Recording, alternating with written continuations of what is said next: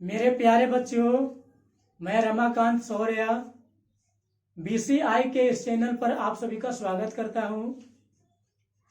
इस चैनल पर हम वर्ग 8, 9 और 10 की सभी विषयों के पूर्णतः सॉल्यूशन देने वाला हूं।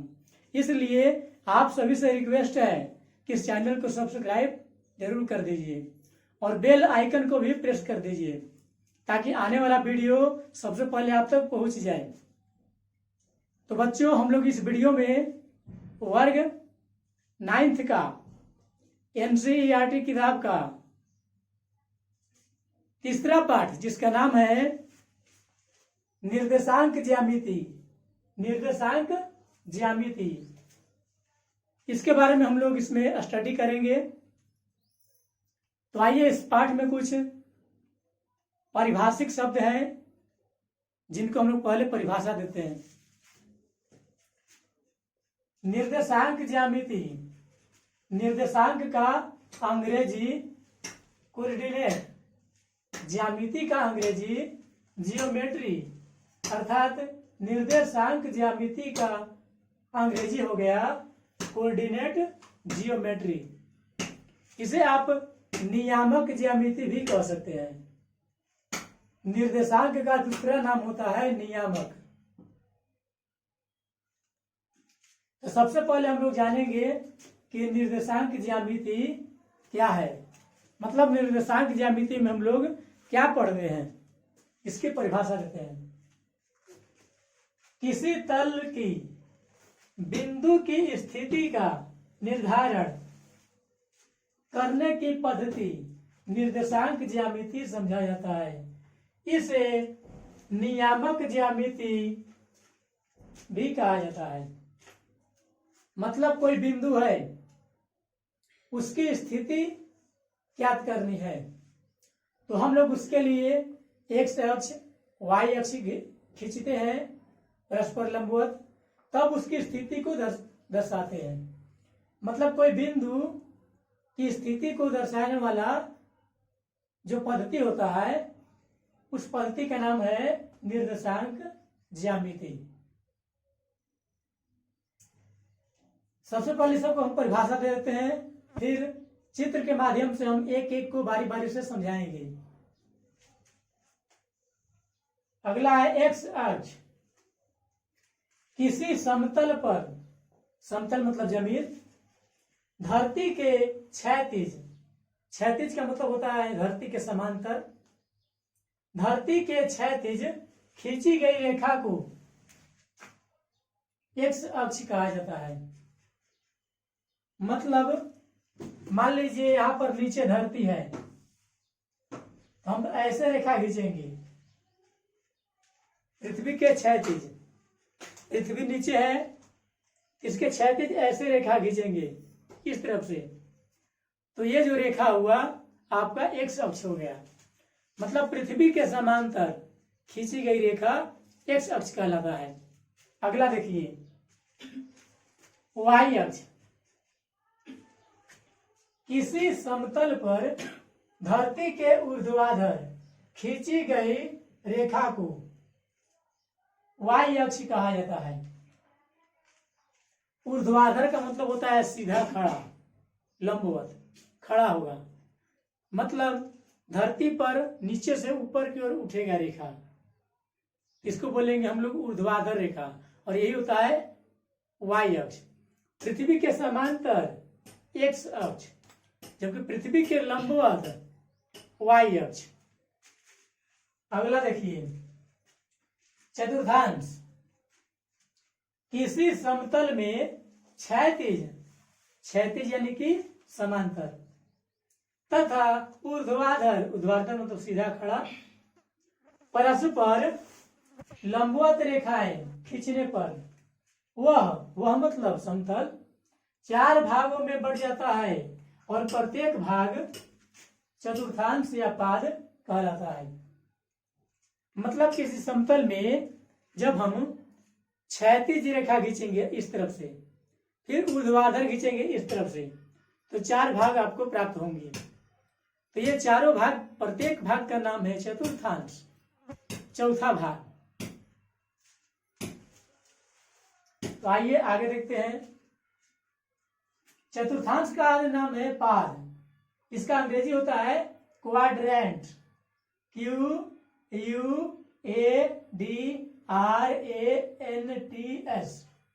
क्वाड्रेंट्स।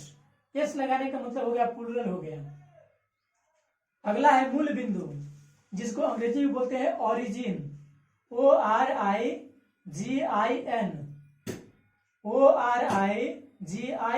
ओरिजिन मतलब मूल बिंदु। देखते हैं परिभाषा। एक्स अक्ष तथा वाई अक्ष के कटान बिंदु को मूल बिंदु कहते हैं। मतलब किसी समतल में जब एक्स अक्ष इस तरफ से खींचेंगे और वाई अक्ष इस तरफ से खींचेंगे तो एक दूसरे को काटेगा, तो जिस बिंदु पर काटेगा उस बिंदु का नाम होता है मूल बिंदु। इसे ओ से दर्शाया जाता है। देखिए इसका इंग्लिश का पहला लेटर क्या है? ओ, इसलिए इसको ओ से दर्शाएंगे। बिंदु की स्थिति मूल बिंदु से ही निर्धारित की जाती है। मतलब समतल में कोई बिंदु कहाँ है, इस बिंदु का निर्धारण हम लोग मूल बिंदु के माध्यम से करते हैं कि मूल बिंदु के किधर है। अब अगला देखते हैं भुज।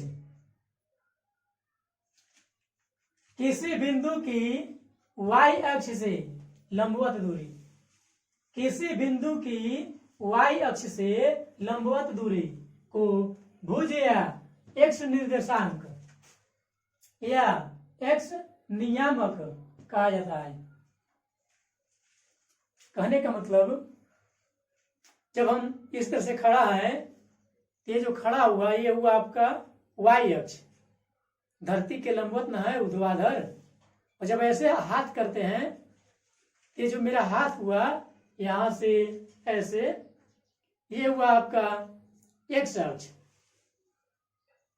ये हो गया y अक्ष, जो हम खड़ा है y अक्ष, और ये जो हाथ हुआ ये हुआ x अक्ष। तो ये जो y अक्ष है और ये x अक्ष है, एक दूसरे को काट रहा है।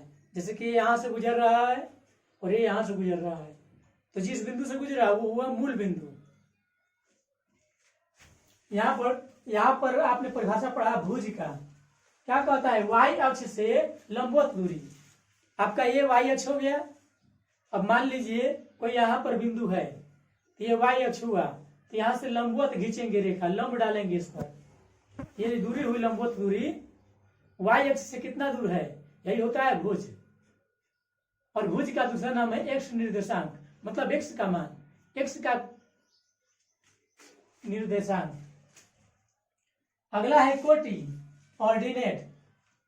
किसी बिंदु की x अक्ष से लंबवत दूरी को कोटि या y निर्देशांक या y नियामक कहा जाता है।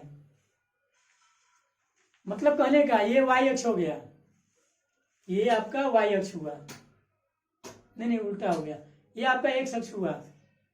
तो x अक्ष से जो दूरी होगी किसी बिंदु की वो होगा आपका कोटि।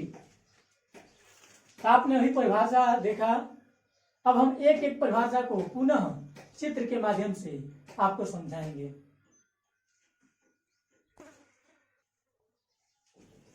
अब हम लोग दिए गए परिभाषा को चित्र के माध्यम से समझेंगे।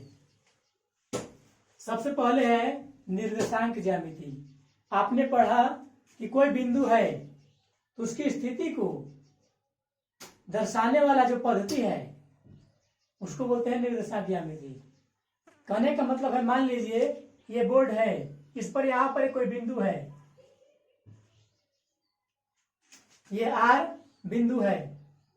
अब हमें बोर्ड पर स्थिति याद करना कि ये बोर्ड पर है कहां, तो हम इस बोर्ड पर यहां नीचे x अक्ष खींचेंगे और यहां से y अक्ष खींचेंगे। इसको हम x अक्ष पर गिराएंगे और इसको y अक्ष पर गिराएंगे। यहां से आपको x अक्ष खींचना होगा, यहां से आपको y अक्ष खींचना होगा। तो x अक्ष पर ये कितना पर, मान लीजिए 5 पर गिरा, इधर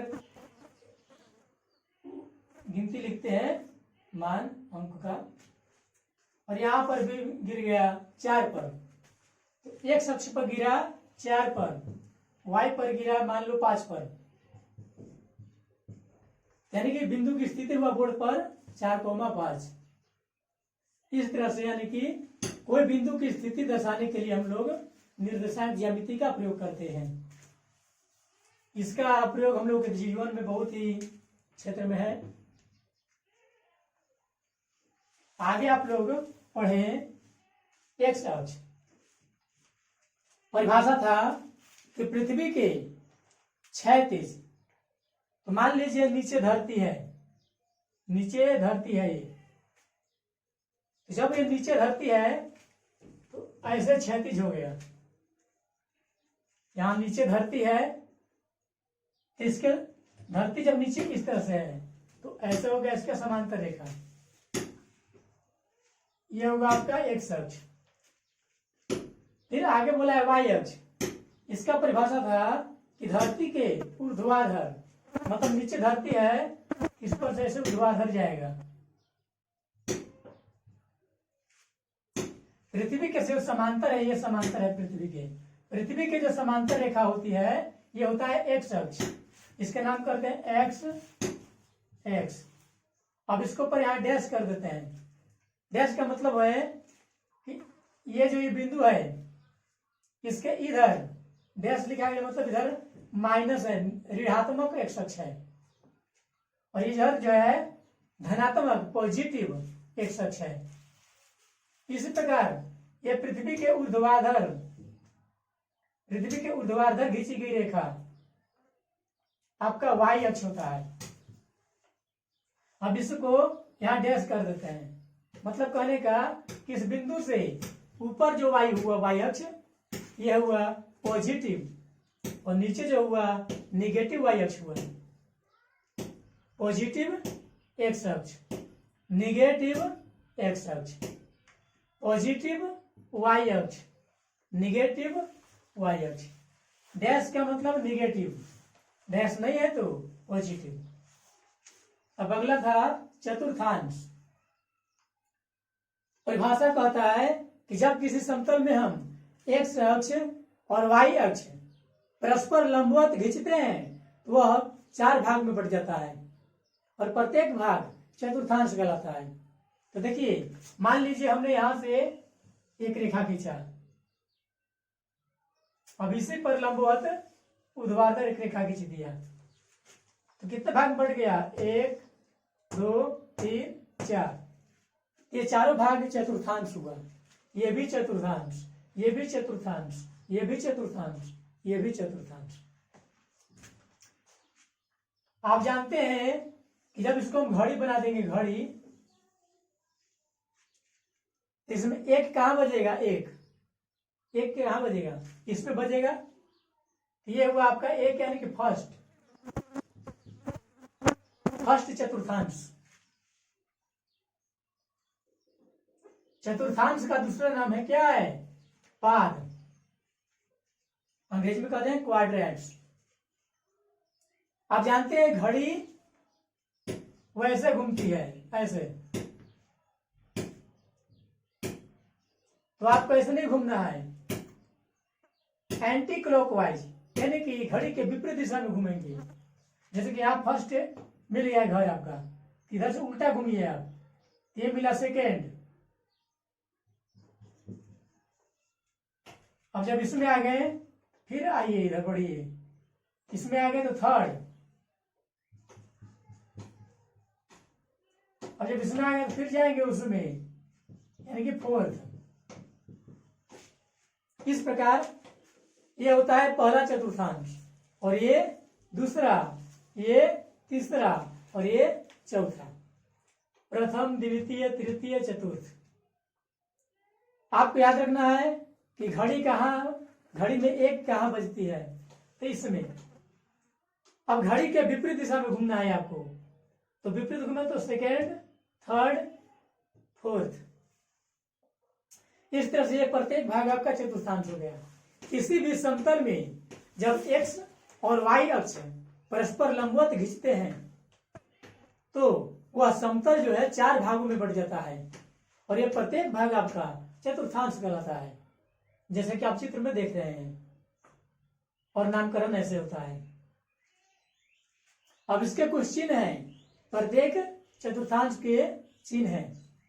एक्स बिंदु के लिए, वाई बिंदु के लिए, मतलब एक्स निर्देशांक के लिए, वाई निर्देशांक के लिए।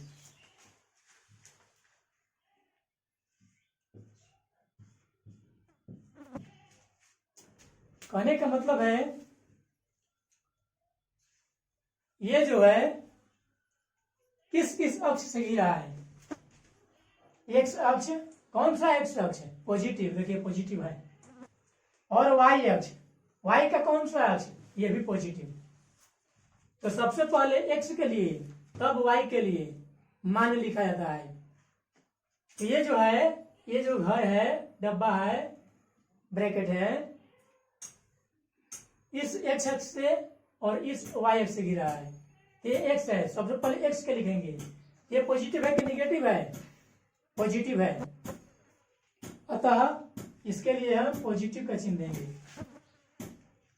अब कॉमा दे करके तब वाई को लिखेंगे। अब वाई अक्ष ये था, ये निगेटिव है कि पॉजिटिव है? ये भी पॉजिटिव है। यानी कि जब कोई बिंदु का एक्स और वाई नियामक दोनों पॉजिटिव हो तब वो पहला चतुर्थांश में होता है। कहने का मतलब आपको एक प्रश्न दिया जाता है,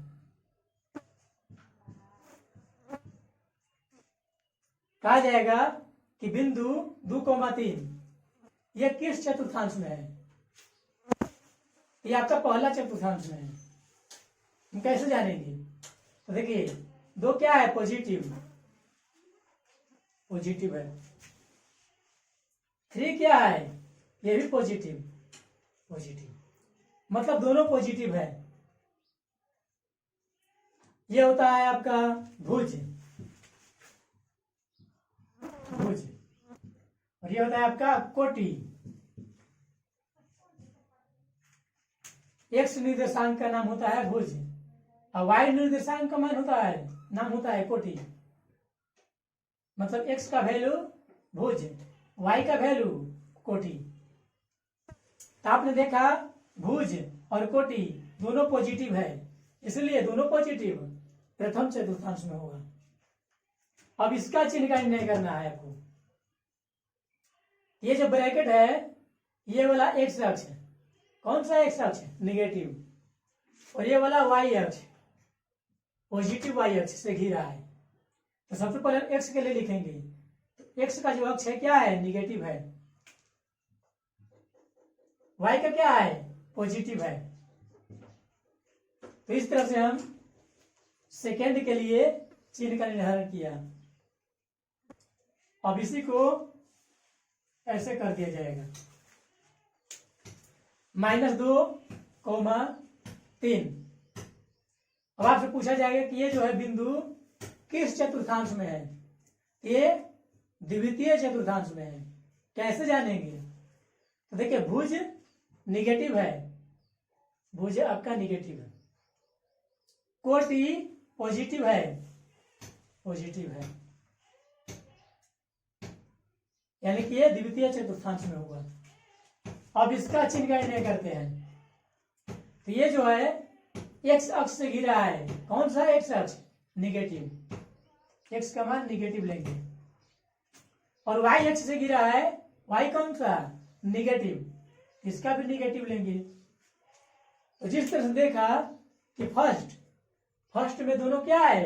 पॉजिटिव, तो इसका ठीक विपरीत है। थर्ड में क्या है? दोनों निगेटिव।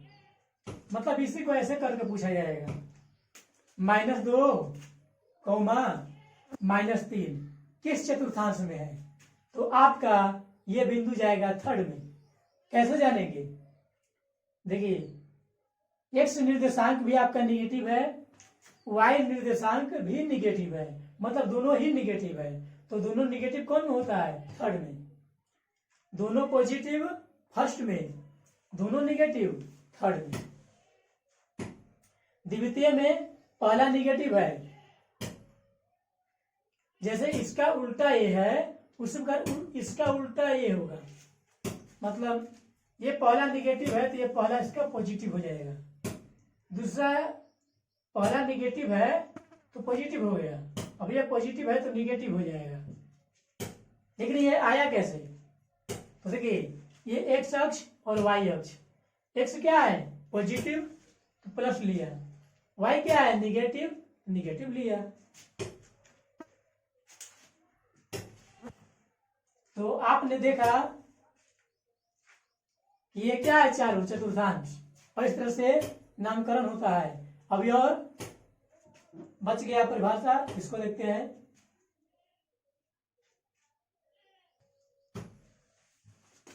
अगला है मूल बिंदु। मूल बिंदु क्या है? तो आप देख रहे हैं कि ये एक्स अक्ष है और ये वाई अक्ष है, तो कहीं पर बिंदु पर काटा एक दूसरे को, तो एक्स अक्ष और वाई अक्ष के जो कटान बिंदु है, इसी बिंदु का नाम है मूल बिंदु, ओ लिखा जाता है ओ।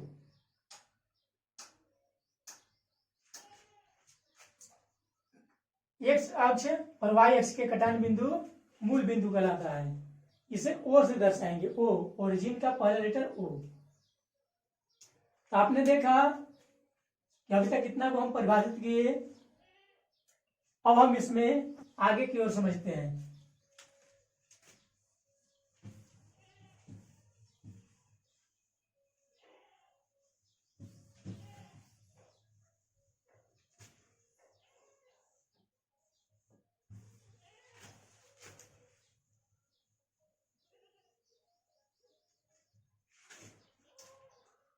यह जो एक्स अक्ष है, इस पर भी आप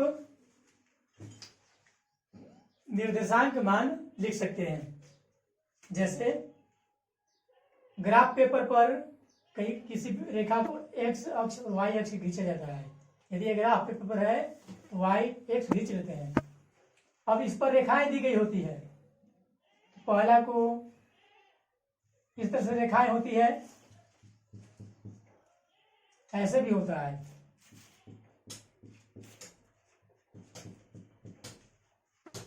तो आप एक का अंतराल, दो का अंतराल, 5 का अंतराल, जो आपको सुविधा लगे आप लिख सकते हैं। जैसे मान लीजिए हमने दर्शाया एक का अंतराल, ये पहली रेखा, ये दूसरी रेखा, ये तीसरी रेखा, चौथी रेखा, ये सब प्लस में रहेंगे। क्यों? क्योंकि ये पॉजिटिव है। और जब इधर आएंगे एक्स पर तो भी पहली रेखा, दूसरी रेखा, तीसरी रेखा, चौथी रेखा, 5वीं रेखा, परंतु इधर के हम निगेटिव लिखेंगे। क्यों निगेटिव लिखेंगे? अक्ष देखिए निगेटिव है, यानी कि -1, -2, -3, -4, -5। इसी प्रकार वाई पर भी लिखा जाता है। पहली रेखा, दूसरी रेखा, तीसरी रेखा, चौथी रेखा, हम एक का अंतराल ले रहे हैं। आप 2, 4, 6 ले सकते थे, 3, 6, 9 ले सकते थे, जो आपको सुविधा लगे दर्शाने के लिए। अब नीचे -1, -2, -3, -4, -5, -6 लिख सकते हैं। अब कहिएगा कि सर इधर 4 तक लिखा गया, इधर 5 तक, वो आपकी मर्जी है, कितना भी कहीं भी लिखिए। इधर 100 तक लिख दीजिए, इधर 2 तक लिखिए, इधर 50 तक, इधर 40 तक, या इधर 40 तक, इधर 50 तक, इससे कोई दिक्कत नहीं है। अब इसमें आपको कुछ बिंदु को दर्शाने के लिए बता रहे हैं। सबसे पहले आप ये बताइए, बिंदुओं को पकड़ने के लिए आपसे पूछा जाएगा 2,2 किस चतुर्थांश में है? तो 2,2 आपका फर्स्ट चतुर्थांश में है। हमने कैसे पकड़ा? देखिए पहला भी प्लस है पॉजिटिव, दूसरा भी प्लस है पॉजिटिव, तो दोनों ही पॉजिटिव है, ये आपको फर्स्ट चतुर्थांश में जाएगा। अभी पीछे चित्र में देखिए, चित्र में दर्शाया गया था कि दोनों में पॉजिटिव होता है। अब आपसे पूछा जाएगा -1, -3, ये कौन सा चतुर्थांश में है? तो ये आपका तृतीय में है। क्यों? पहला साइन है निगेटिव, दूसरा साइन भी है निगेटिव, तो दोनों साइड निगेटिव किसका होता है? थर्ड का, तृतीय का। इसमें ध्यान रहे x का मान y का मान, x निर्देशांक y निर्देशांक, यानी कि भुज और कोटि दोनों दे रहा है। दोनों देगा तो ही चतुर्थांश में जाएगा, परंतु x का मान दे करके y शून्य कर दिया या y का मान दे करके x शून्य कर दिया तो वो चतुर्थांश में नहीं जाएगा, वो अक्ष पर जाएगा जिसका वैल्यू दिया होगा। जैसे मान लीजिए आपको दिया गया 5,0, ये जो 5,0 है ये कोई चतुर्थांश में नहीं है, क्योंकि y का जो निर्देशांक है 0 है। ये जो मूल बिंदु होता है इसका नियामक 0 0 होता है, मतलब यहां पर x का मान भी 0, y का मान भी 0। देखिए 0 1 2 3 4 या 0 -1 -2 -3 ऐसे होता है। मतलब x अक्ष पर, मतलब मूल बिंदु के पास x नियामक कितना है? 0। इसी प्रकार y का भी जो मान होगा मूल बिंदु के पास 0 होगा। देखिए 0 1 2 3 4 5, ये 0 -1 -2 -3। इस तरह देखा कि मूल बिंदु पर x निर्देशांक कितना है? 0, या मूल बिंदु पर y निर्देशांक कितना है? वो भी 0। मतलब मूल बिंदु का नियामक 0,0 होता है। यहां देख रहे हैं कि x निर्देशांक दिया है आपको 5, लेकिन y निर्देशांक आपका 0 है, मतलब y के लिए मान नहीं दिया गया है। तो इसमें मानेंगे हम कि केवल x निर्देशांक है, मतलब x अक्ष का मान दिया है। तो जो x का मान होगा x अक्ष पे होगा। देखिए x अक्ष पर है 1 2 3 4 5 6 7 8 9 -1 -2 -3 -4, यानी कि केवल x का निर्देशांक दिया गया है, इसलिए यह आपका x अक्ष पर है। अब हम पूछेंगे कि x अक्ष दोनों ओर है, राइट साइड लेफ्ट साइड, तो ये जो y अक्ष है, y अक्ष के राइट में है या लेफ्ट में? ये आपका राइट में जाएगा। क्यों? देखिए पॉजिटिव है, जो x का मान है पॉजिटिव है, तो पॉजिटिव इधर ना होगा तो राइट साइड होगा। y अक्ष से राइट साइड है। अब ये बिंदु होगा कहाँ? तो देखिए ये 5 है ना, ये 5, यहाँ ये बिंदु होगा। केवल x का मान दिया गया है तो x अक्ष पर होगा। अब इसी को ऐसे कर दिया जाता -5,0, तो आप इसमें भी देखते हैं y का निर्देशांक नहीं है, मतलब शून्य है, केवल x का नियामक दिया गया, यानी कि आपको केवल भुज दिया गया है। तो जब केवल x का निर्देशांक दिया गया तो ये x अक्ष पर ही बिंदु होगा। y का मान नहीं दिया है, केवल x का मान दिया है, इसलिए यह बिंदु x अक्ष पर होगा। लेकिन हम आपसे पूछेंगे कि ये y अक्ष है, तो इसके दायां तरफ है या बायां तरफ है? ये आपका बायां तरफ होगा, बायां। कैसे हम जान गए? देखिए साइन इसका निगेटिव है, x का जो मान दिया गया है निगेटिव है और x का मान निगेटिव इस तरफ है। जब ये y अक्ष है इसके किधर पड़ा? बायां साइड। हम ऐसे दायां बाएं नहीं बोलेंगे, हम उसी को देखेंगे। देखिए इधर होगा दायां और ये हुआ बायां। अब इसी को ऐसे आपसे पूछा जाएगा 0,2, ये 0,2 कहाँ स्थित है? किस चतुर्थांश पे है या किस अक्ष पे है? यह चतुर्थांश में नहीं होगा। क्यों नहीं होगा? y का मान दिया है, x का मान नहीं दिया है, 0 है।